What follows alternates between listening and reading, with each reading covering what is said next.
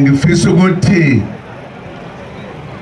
namhlanje ngilapha nje kulesizwe esidumileyo ngoba besizokhumbula usuku lwanamhlanje lapho khona kwakhothama khona iNkosi ubaba lenkosi ephetheyo